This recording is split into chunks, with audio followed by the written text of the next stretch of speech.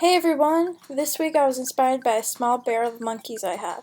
I started playing around with the idea of connecting the monkeys into a bracelet, and after a few frustrating attempts, I finally figured out how to do it. It actually turned out really cute, and I'd like to share my process with all of you.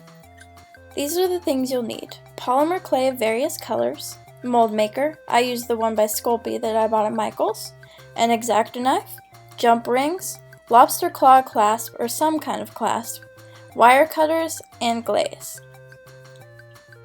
Let's get started. Take your molding material and roll it into a ball. Once you do this, you can flatten it slightly so you can press your monkey into it. It's key to remember to press the side of the monkey with the details of the face down into the molding material, or you'll just get a flat surface with no details in your mold. I'm using a smaller monkey compared to the larger ones we are most accustomed to. However, your clay monkeys will turn out slightly larger than the original plastic monkeys, so keep that in mind when choosing your original molding piece.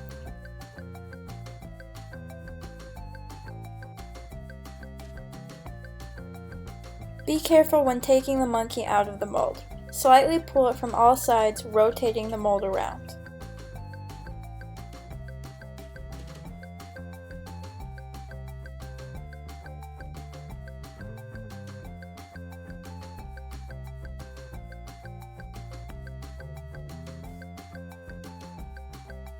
Once the mold has been baked and cooled, it will be slightly flexible and rubbery. It needs to be flexible in order to get the clay molds out later. Take polymer clay of any color of your choosing and roll it into a ball and slightly flatten it, as you did earlier with the mold. I used about a half of a bar of clay. Do not flatten it too much, or your clay will be really hard to get out with your monkey intact.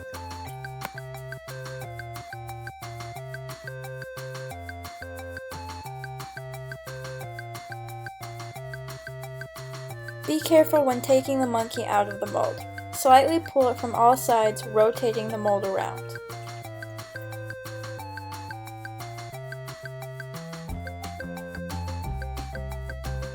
You have quite a bit of extra clay, so you have to cut it off with an X-Acto knife. I know I use a butter knife, and that's only because I haven't unpacked my X-Acto knife yet. It will make much cleaner cuts. Smooth out your piece as best as you can. Also, remember that the more you touch the features like the face, the more they will disappear. Once you do that, you can attach the jumper rings. Now I'm slightly torn on my process here. While I decided to push jump rings through the hands to simulate the feel of monkeys grabbing onto each other, I also thought about adding eye pins to each hand. This would give a different feel to the bracelet, but it would probably be more stable. Because the jumper rings go through the hands of the monkeys, they have a higher risk of breaking off.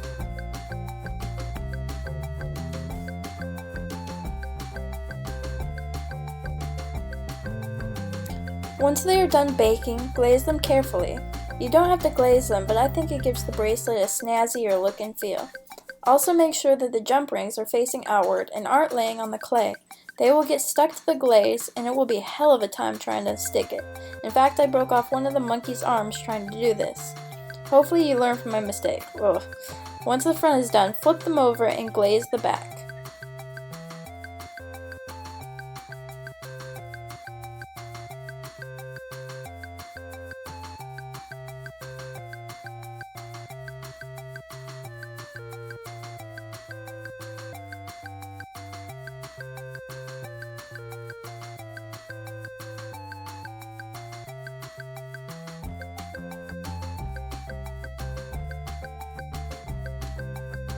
Yay, almost done! You will need a few extra jump rings and your lobster clasp to put the bracelet together.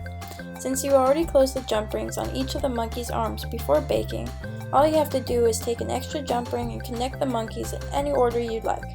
Some of the jump rings on the monkeys won't be too flexible, but that's okay, because the middle jump ring will give the bracelet much needed flexibility and movement.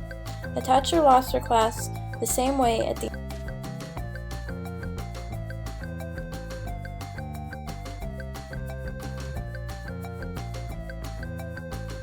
And there you go, all finished. Thanks for watching.